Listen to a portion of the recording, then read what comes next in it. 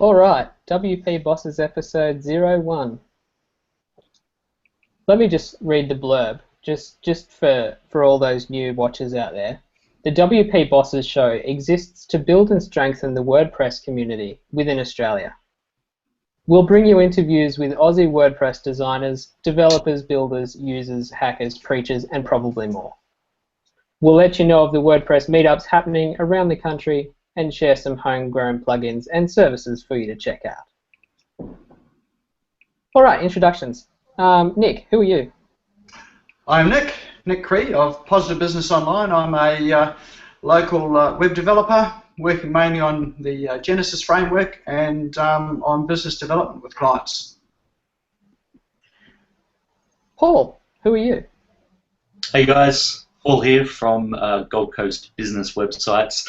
We do WordPress related sort of things.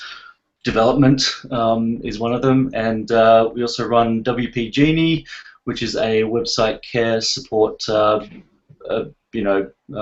after our client websites and updates and plugins and all that sort of stuff. So that's me. Thanks. Cool. Tracey, who are you? I'm Tracey Kemp from Get Web Creative, based on the Gold Coast, and I do web development, strategy, and other WordPressy things. Cool. And Dee, who are you? I'm Dee Teal. My background is in front-end web development, but I work currently for XWP as a development team lead. So getting more and more into the project management space. But I guess I'm here in the context today of the fact that I do a lot of work in WordPress community and one of the organisers of the WordPress Melbourne Meetup group. Yeah, cool. And I'm Robey Lawrence. Who am I? I'm Robey Lawrence. I have a business called Bearded Friend at beardedfriend.com. I do WordPressy things. You can read more over there if you like. But that's me. So to start off, we've got Tracey, who's going to bring us some WordPress meetup news.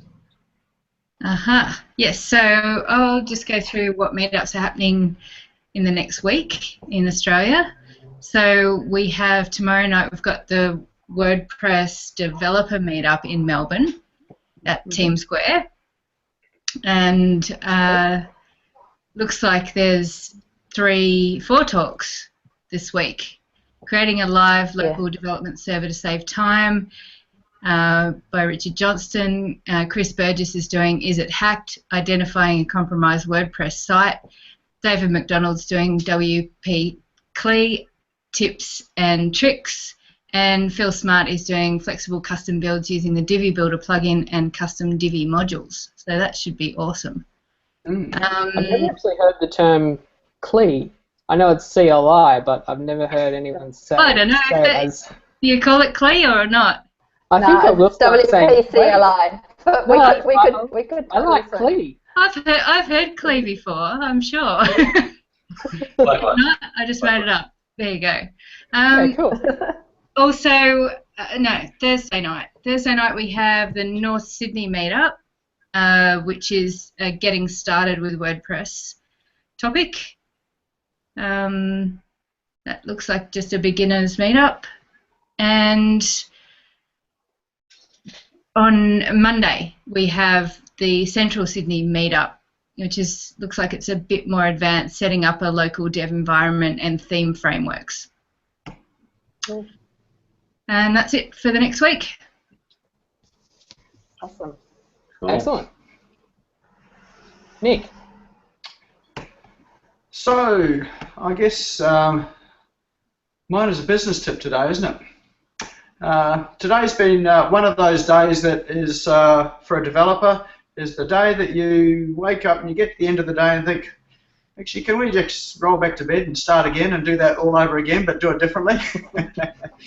So, one of the things that has really emerged out of today is I have, what have I got? I've got WhatsApp, Viber, Skype, Slack, Messenger, text, phone, email, And there's probably a few more services I use that, for some reason, my clients have got hold of some of these, and when there's an emergency, well, a perceived emergency, all of those channels get a message through and looking for action and looking for something to happen. And ignoring any of those channels just results in escalation in various other channels as well. I also have an email address, which is a support@Positive Business Online, and the purpose of that email is for clients to contact me and send an email for any issues they've got. It goes through to my support system, which is in Asana, and it gets dealt with sort of quickly and efficiently. So I was just wondering, why aren't these clients using this email that we've told them? And I know what it is, and it's my fault. And the problem is I've received the text message, and I text them back saying, great, can't help you now, but I'm on my way back to the office. I'll call you on the way back to the office. Had I never actually answered that text, and the only thing that I answered was support@Positive Business Online, the only go-to tool they would go to is support@Positive Business Online. So my tip today is don't answer your texts, phone, Skype, WhatsApp, Slacks, any of those sort of things there.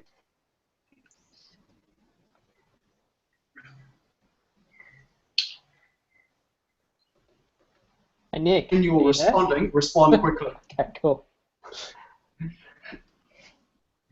Yeah, Lost I you like in the that middle too. there.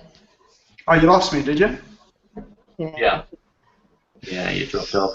We get, So what we we did get the was, point. don't answer your phone. That's it. That's it. That's it. So Don't if we respond to your messages.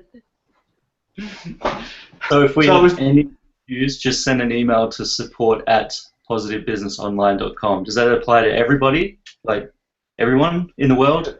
This is no. This is only clients. Now that I broadcast this, if I get lots of emails through support@Positive Business Online from random people, that's going to upset my system. And the signer will be like, can't reconcile this client. Then I'm going to have to set up a whole lot of Zapier rules to shoot them off somewhere else. Hey, any of you guys using Franz? Franz? Yeah, I used it for a couple of weeks, and I haven't opened it for quite a I while, got back to admittedly. it. Yeah, I was just hearing Nik talk about all of the things that all of those tools that exist. For those who don't know, it's a it's an application that will consolidate all of those messaging sections. Not that I'm suggesting that will help you, Nik, because what you're saying is don't answer anybody in any of those channels. But it's worth checking out if anybody actually wants to have a look at a way to. What I really liked those about Franz was things on it. it was the first way I found of pulling Facebook Messenger out of Facebook.com, apart from the mobile apps, obviously. But I'd always get messages in Facebook Messenger, and you know how you go and check it, and then you get distracted, and then anyway, it's a good way of separating Messenger from Facebook. Yeah. Let me drop the link in the Hangout, because I know that's not what we're meant to be talking about today, but if I drop this link in here. No, that's cool. Meetfriends.com, in case anyone wants to check it out. I'll add that to all the notey sections. The show notes. Yeah, that's the one. Paul. Yo. What's up? Okay, so I guess this is the bit where I talk about website health and maintenance tips. I guess that would be it. That's it. Look, you probably know all this stuff, but I'm going to run through it anyway because it's probably good to remember, to be reminded, because we get caught up with the day-to-day life of running our business, and we forget about our own websites, and yeah. So anyway, so here's a couple of things to. Well, the first thing I'm going to go through is just some quick tips on securing your website. Again, you probably already know this, and but for those of you who haven't heard it, then this will be great. So I guess the first thing to secure your WordPress website is to look at the obvious stuff like username and password. Make sure that they're both secure. When it comes to passwords, I recommend at least a minimum 12-character password that is mixed up with hashes and all sorts of different characters. Something that you will never remember yourself. But if you use things like LastPass and various other password tools, then that will make it easier. But yeah, it's really important at that very basic level to have a really strong username and password, and the username as well. Try and make that not as strong, or as weak, just like your name or something. Try and make that a little bit stronger. So another level that you can go into securing a website is change the default database prefix for the WordPress login. When you install WordPress for the first time, it generally, well, depending on whether you use, it changes on different hosts, but it normally comes out with the WP underscore prefix for your database. And that's usually a very good place for a hacker to start with. So change that. It's really good to do that. So you can get a plugin to do that, and I think it's yeah, I don't know, just Google search database prefix change WordPress, and you'll get a whole bunch of plugins. Caveat though, make sure you do a backup of your database beforehand.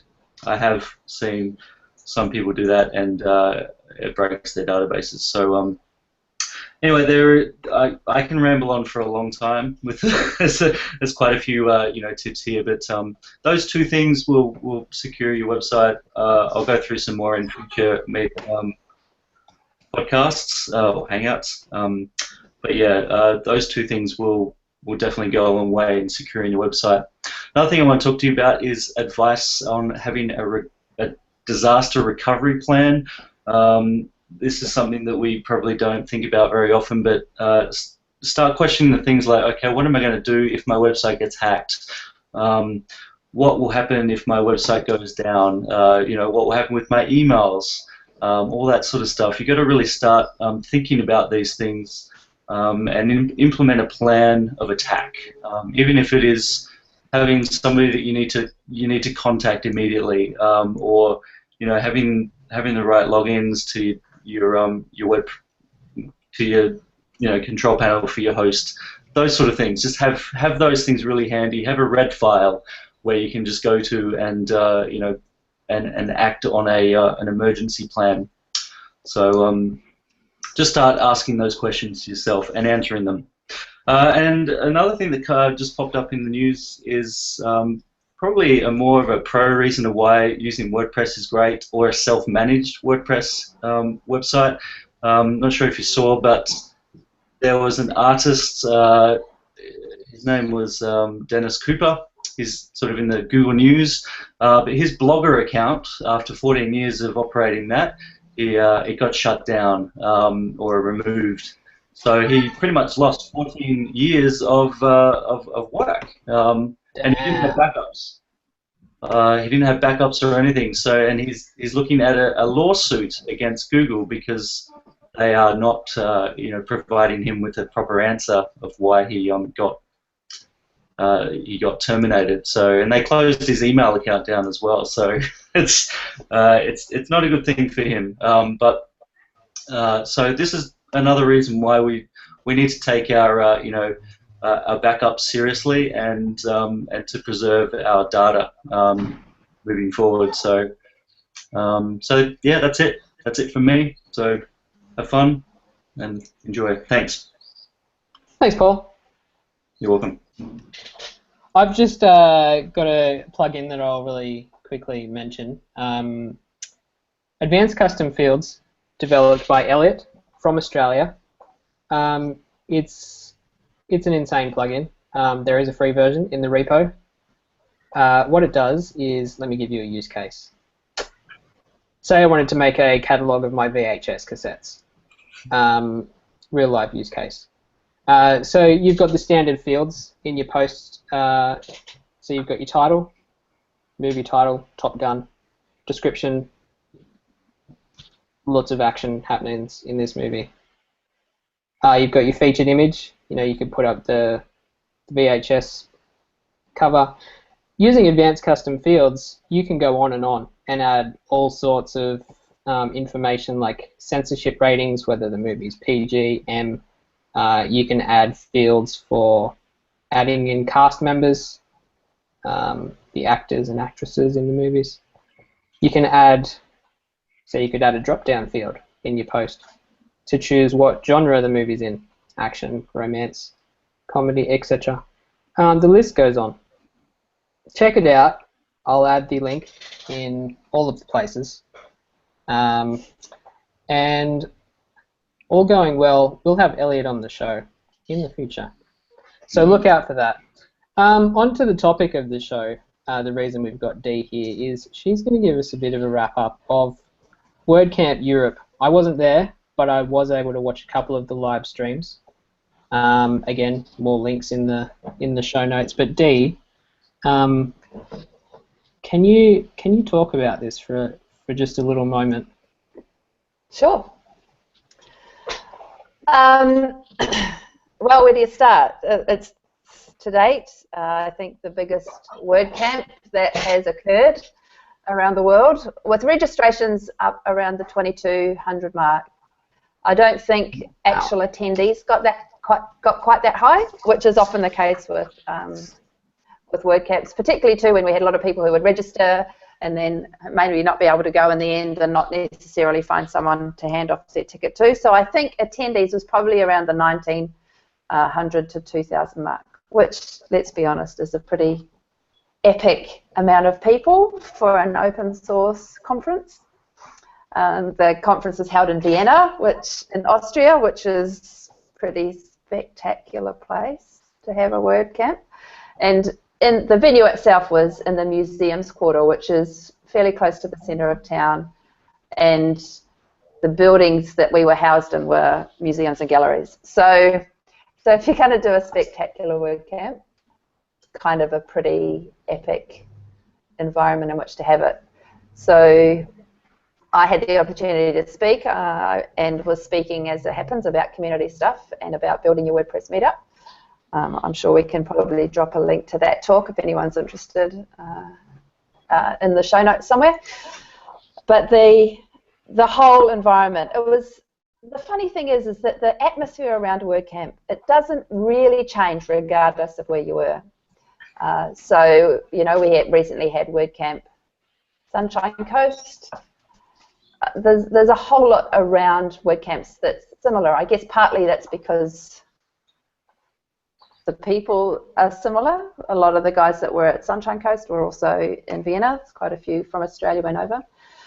I guess the format is fairly similar, but of course the whole culture around WordPress and open source and community building is similar wherever you go. So from that perspective, it was a WordCamp. It felt very much like a WordCamp. Of course, it's in Europe, so there's a lot of different people speaking different languages, though the conference itself was all held in English, which is really helpful for someone like me who doesn't speak more than one language. And it was phenomenal. What else do you want to know? Speakers are amazing. We heard a great interview with Matt Mullenweg, and all of the topics, all of the speakers' videos are available on WordPress TV and on YouTube. So certainly if you Google WordCamp Europe or WCEU 2016, you'll be able to find and get your hands on any of those if you're interested in hearing them. That sounds amazing. I'm really jealous. I didn't get to go. Well, the next one's in Paris. So, great opportunity to save some money and take the missus over for a romantic week in Paris as a tax deduction as you hit WordCamp Europe as well, right? Yeah, business expense. Yeah. Totally. Reduction of taxable income. Fantastic. In Paris. In Paris. That's amazing. Did you yeah, it was cool. find that there were particular topics that you kind of gravitated towards? Because I know in Sunshine Coast, there are quite a few topics on sort of marketing and Facebook marketing and also video. Using video content for marketing. Was there any particular topics that kind of gravitated towards more so? The conference had 3 streams, so it's a little different than some of the ones that we've done, and that there's obviously a lot more content available. They had the kind of more tech-heavy developer stream. There was a more design and UX-orientated stream, really. There wasn't a huge amount, or I didn't gravitate towards, is probably a fair assumption. I didn't gravitate towards the things that were specifically user-focused. So there was no beginner sessions that I can remember. Someone's going to look this up and prove me completely wrong. But there was the big room had a lot of kind of dev-heavy stuff. There was a great interview between Brian Krogsgaard and Matt Mullenweg that I got to sit on, which was really cool. Just having Brian pick Matt's brains, which is always really interesting. There are a couple of there were some quite different talks. There was one that Sonia Lay did on the imposter syndrome, which was a fantastic talk if anybody struggles with kind of feeling their own value or being able to translate their own value. And another one with anxiety and depression. So there's some really interesting talks that you might not necessarily expect, but they were really fascinating. And I honestly can't remember the guy's name who did that one about anxiety and depression in the workplace and in the community, and certainly worth checking out. And they did a whole session on community stuff. So they did a whole half day, which is of course the stream that mine was in, about WordPress community, which I thought was really valuable as well. So it's a little different, and there was a lot less marketing stuff, I think, than perhaps we've seen at some of our Australian meetups. Did you meet anyone for the first time that you'd only ever seen online before? I met quite a few, and interestingly, a lot of them were people that I worked with at XWP. So we had the opportunity, because there were so many of us that were going, to actually spend some time together with our team. So there was a huge amount of team building around that, which was just kind of a happy fluke of the fact that so many of us were attending. As is a lot of the case with these, there tends to be a lot of networking happening around the sessions, and so sometimes the sessions actually become secondary to hanging out and talking to people. And I'm still in 2 minds about how I feel about that, because the sessions I would have liked to have gone to, but we ended up having great conversations as well, so you end up with this tension of, I really want to hear that talk, but this is really, really important and valuable, having these conversations as well. So I guess one of the things that I've taken away from that in organising WordCamps is actually allowing the space for that networking to happen without having to sacrifice too much of the time that you would spend actually listening to a talk. That was going to be my question, Dee. You know, how they run their WordCamps over there, apart from just that networking aspect of it.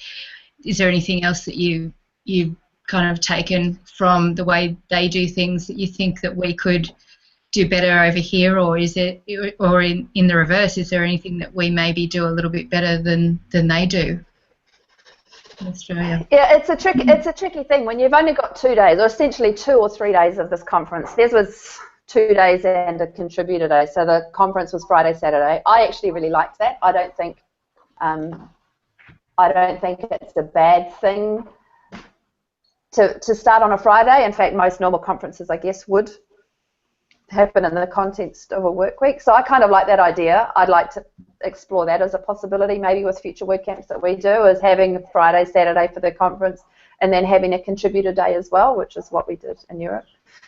So I've been to WordCamp Europe, and I was at the last WordCamp San Francisco, and they did things quite differently. WordCamp Europe, the timing was very, very tight. It was very difficult to get from one session to the next. They had 2 completely separate buildings, and there were 2 sessions, 2 streams happening in one, and the other one was in the other building. And if you didn't get to the other building in time, the doors would close and you'd miss out.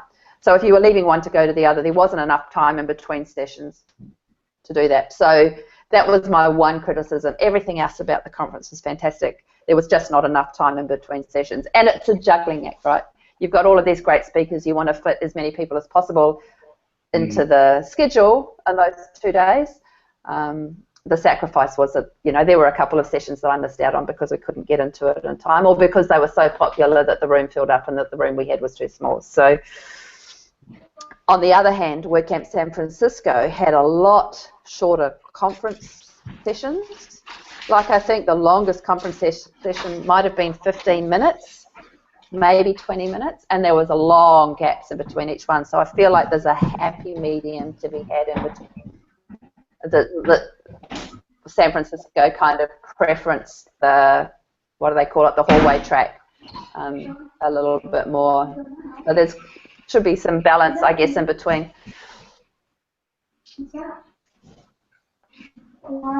Yeah, that probably is a takeaway from what. Oh, it's a food light.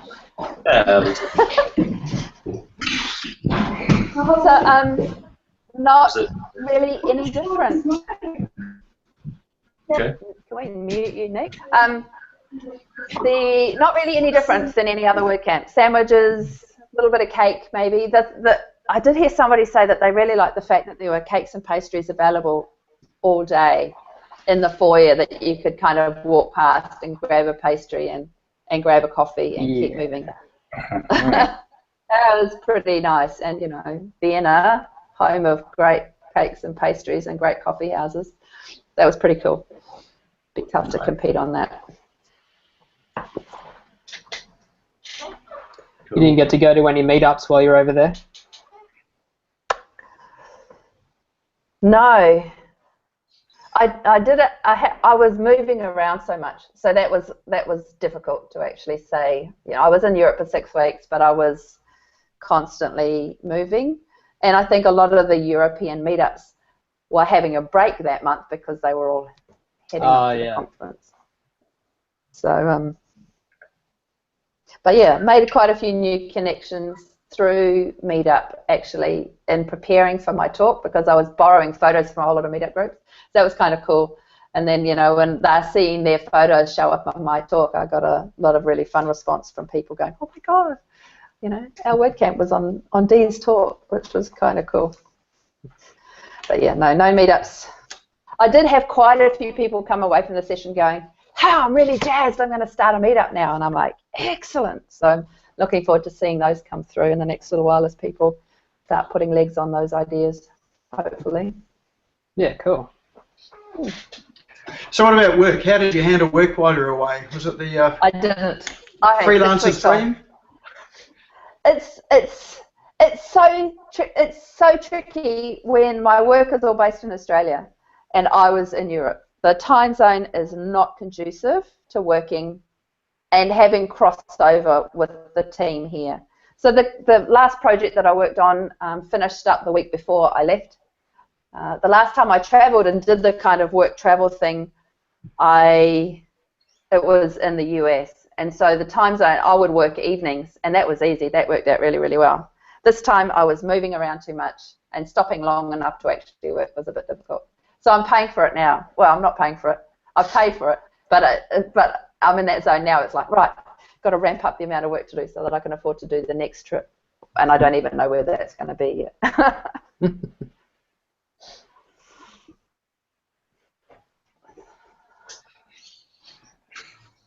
So Dee, maybe let's talk about meetups and Australian meetups in particular. What's happening in Melbourne? And you guys have quite a great community there, and you're able to have 3 different meetups in Melbourne every month? Yep, pretty much. We're lucky. We've got a core team that are enthusiastic and committed to making those happen. There's been a little bit of change around the kind of makeup of that team in the last little while, but we're working on bringing new people involved, bringing new people on, so that we've got this constant stream of new ideas, as well as, you know, alleviating some of the load to make sure that no one person is actually looking after the whole thing. We have a developer meetup, which, as you mentioned, is happening on Wednesday. And that tends to be a meetup that focuses a lot more on technical issues, business, WordPress for business type issues. We have a user meetup where we do a whole lot of stuff around the actual physical using of WordPress and focuses, I guess, in a sense, for people that are site admins and bloggers and people who want to do a little bit more marketing maybe with their website but don't want to get their hands dirty under the hood. And we have a small regional meetup that we kind of adopted that started off on doing their own thing, and then we brought them, when they needed a little bit more support, we brought them online as part of the main Melbourne meetup. And that's fairly user-centric, but is quite a long distance out of the kind of metro area. So yeah, we're lucky. We've got a lot of people, and yeah, it's great. So you're going to ask me a question, I got sidetracked then. How did you build up those meetup groups, and do you have any tips on other meetup groups around Australia and how to actually attract new people and you know, manage all of that kind of thing, promotion, marketing, all of that? Yeah. So, interestingly, the talk that I did for WordCamp Europe was very much about attracting people to your meetup and building and developing an existing meetup. And the first, and I guess I'll allude to that in a little bit. There's two questions that people who are coming to the meetup will ask when they're looking at a meetup and trying to decide whether or not they want to join on. The first question is, are they like me? So they will look at your meetup page or your website or your Facebook page or wherever it is from where you're organising your meetup, and they will look at the people that are there and they will read about you to see if they think they're going to fit. And if you're kind of, I was going to say kindred spirits, that's a bit too deep, but if they're like-minded, I guess. The second question that people ask is, will they like me? Have I got them around the right way? These two questions. Will they like me is the welcome that they get when they come, as you come along and actually creating an environment that makes people welcoming. But first you've got to get them over that first hurdle. How do you do that?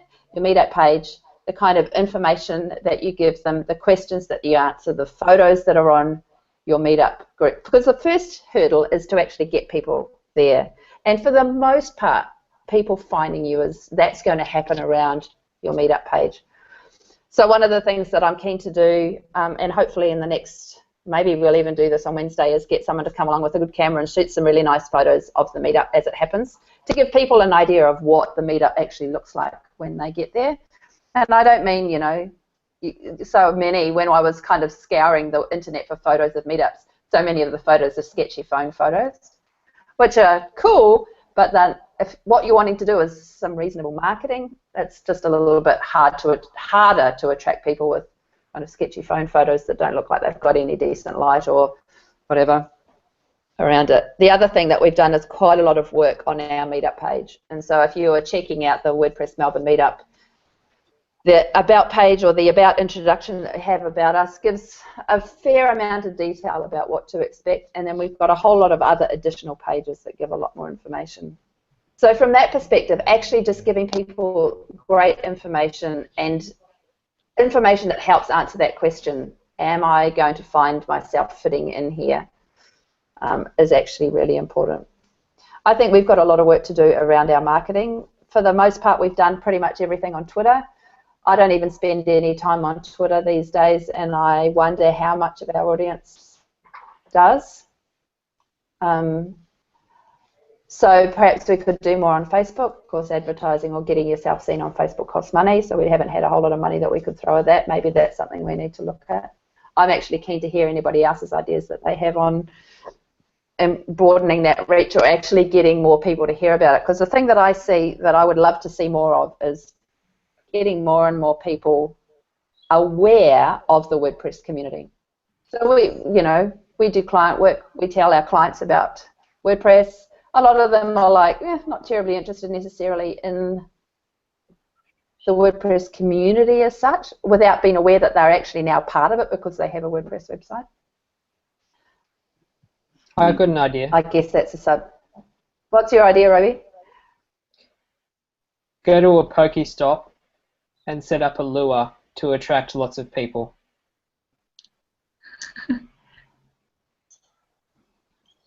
This is a Cool. Pokemon reference, right?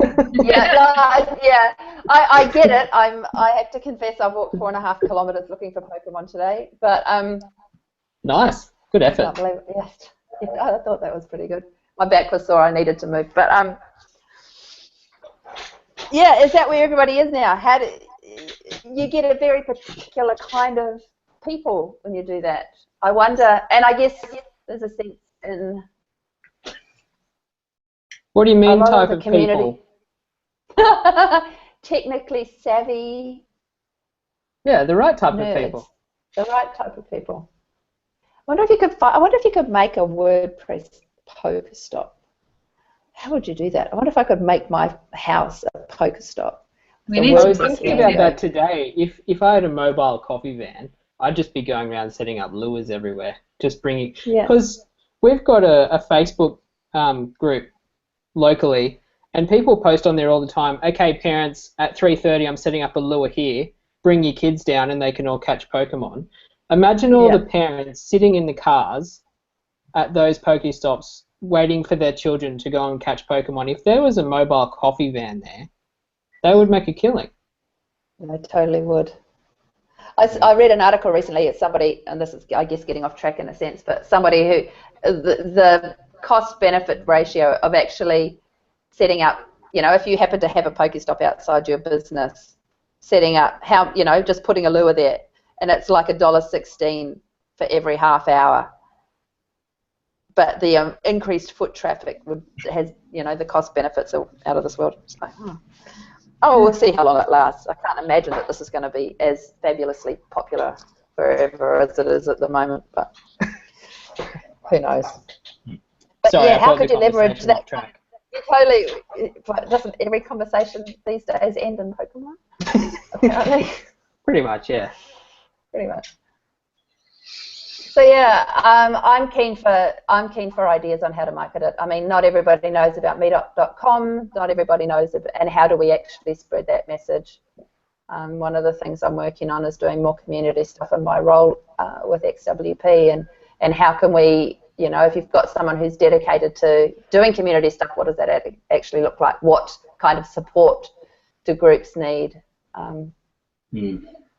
So those are big questions that I have. If anybody wants to chuck some answers at, that'd be awesome. We've I think we've gone over half an hour, so we might have to start wrapping it up. If anyone does have any responses to Dee's question, or anyone else's question, or suggestions, or people you'd like to see on the show in the future, hello@wpbosses.com.au is an email address that does exist. Cool. So if you use that, I'll check it and share any information in the show notes, or send us your meetup if you've got a WordPress meetup. Yeah. On the website, No, wpbosses.com.au, down in the footer is and if you have a meetup, update your topics so I can let people know what the topic is. Great idea. Yeah, in the footer is a feed of WordPress meetups in Australia. If your meetup's not there, email us or tweet us or Slack. Are you guys in or Slack? Slack us. And the WP Australia Slack thing? I've got it open right now. Cool. Is there a WP Bosses channel in that? Maybe we should. Maybe there should be. Maybe there should be. I'm sure we can make that happen. Yeah. Any last words? Not from me. All good. Nope. Cool. All right. See you next week. Thanks for having me, guys. Thanks, Thanks, Dee. See you next week. Thanks, Dee.